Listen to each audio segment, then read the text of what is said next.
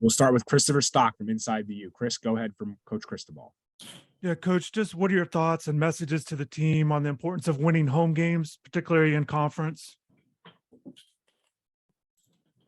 Message as it relates, one more time, Chris, I'm sorry, I didn't catch the last part. Yeah, just kind of your thoughts on home games and maybe what you tell your team, the importance of winning at home and in particular with conference. Sure, no, without a doubt, it's always the most important thing, right? And, principles of Miami football were always based on having the best home field advantage and having the longest home winning streak in college football history. Something that I was fortunate enough to carry on to other places and other stops I had been at. So, of course, that's always going to be paramount to our program and the way we prepare and perform. Go to Susan Miller-Degnan from the Miami Herald. Susan. Hey, Mario. You touched on this a bit the other day. Daryl Jackson, your thoughts on his play and contribution to the team. Obviously, he's a big man. How is his stamina, his physical fitness level during games? And the last part would be, what's he like to coach? His personality? Is he quiet? Is he an outspoken leader type? Daryl's an exceptional human being, exceptional football player. He's a lean 328 pounds. His best football is ahead of him. He is an absolute pleasure to be around all the time because he loves to practice. He loves to work. He's got a great personality about him. No task is too small for him. And there's no ego there. You could push him and he responds well, and he's about earning. He's about earning playing time, and he's about working for it. And he's exactly what you want in your program. You want a whole bunch of guys like Daryl Jackson. Go to Luke Chaney from All Hurricanes. Luke.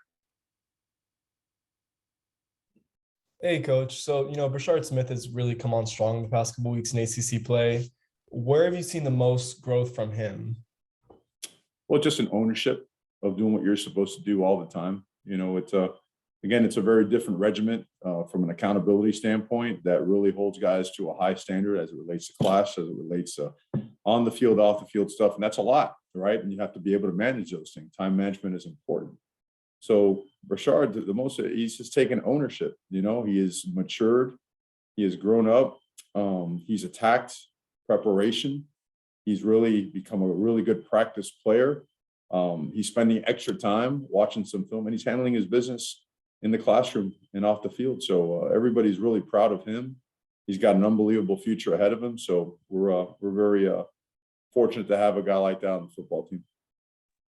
Go to Adam Lichtenstein from the Sun Sentinel. Adam.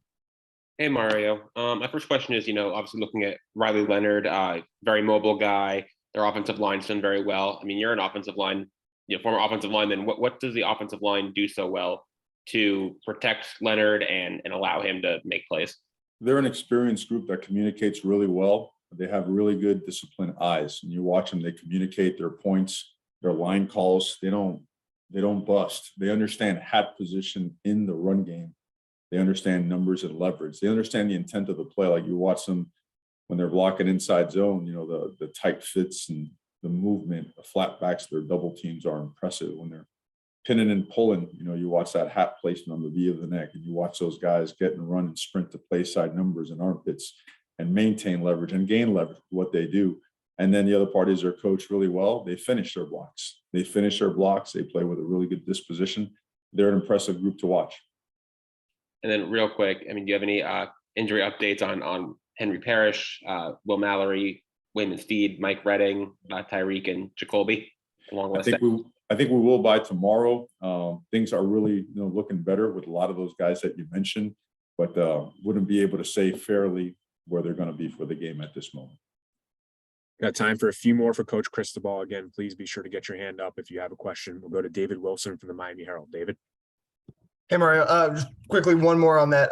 Jakai, I think, he warmed up and dressed on Saturday. But is that a situation where he was available kind of an emergency? Obviously, I know he got dinged up the week before. He was going to be available for a very limited amount of plays in an emergency. He's looked really good this week. Gotcha. And then special teams obviously is kind of become a pretty nice strength for you. Obviously, Lou was fantastic on Saturday. Keyshawn has been really good as a return man. It's obviously kind of an interesting situation where you don't have a special teams coach on game day. I'm just kind of curious what do you think has made that such a strength for you guys? The way that, I don't know, whether you guys coach it, obviously have good personnel there. Just what has kind of made that such a strength for you guys this year?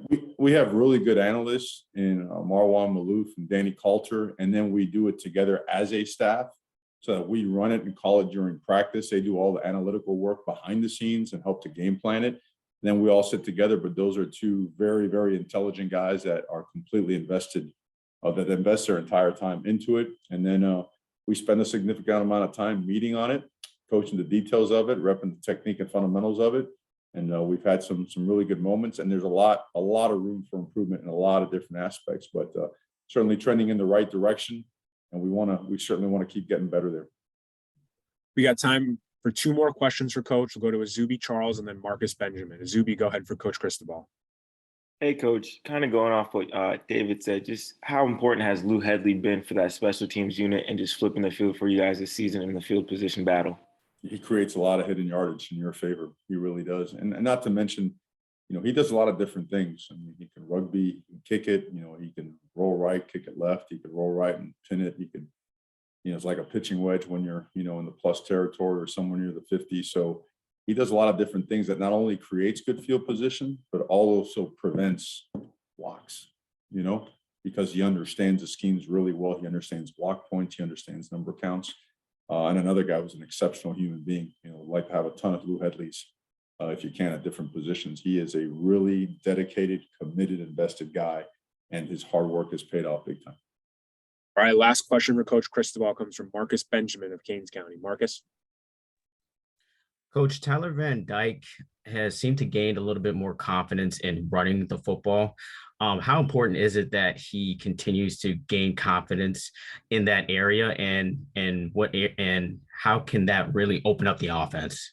Oh, in a big time way. I think sometimes he's a little bit underestimated in his ability to run the football, and not only design quarterback runs, but just pocket presence, extending plays and making plays when things are bottled up or when guys are covered up pretty good. So yeah, it is important. And Tyler takes a ton of pride in doing what he does and how he maintains his levels of fitness, agility, and speed or whatnot. And certainly, his legs proved that last game.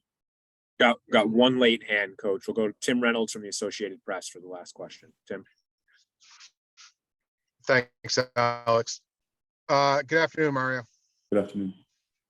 I wanted to ask you one off topic, if you'll indulge me. The Dolphins are honoring the 72 team this weekend, the 50th anniversary of that perfect team.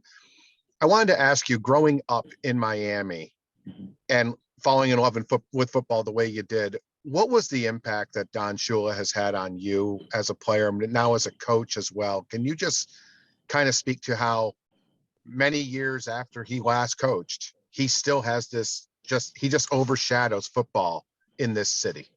Yeah, he's the best of the best. Remember back then you only talked about three coaches, right? Don Shula, Chuck Noll, and Tom Landry. Those were the dudes. And, something about that 72 team that always stuck out to me, I forget where it was quoted. I hope it's accurate. And well, I'm going to say that I think that year the number of mental mistakes they had overall as a team was in like the low teens or something like that. Just an unbelievably synchronized operation from top to bottom, starting with the head guy. And you're talking about not only a master as a teacher, but just an organizational, incredible CEO that did it at the highest level for such a long, long time and impacted everybody. He impacted coaching, globally, not only here in South Florida, Miami or whatnot in the community, but everywhere. And that's that name, right? When you say that name, and I know his family really, really well, it's powerful because of work done and time invested. And we're all very grateful and thankful for his contributions and his guidance and his mentorship and leadership. Thank you, Mario. All right, Coach. Thank you very much for your time today. Okay, guys, have a blessed day.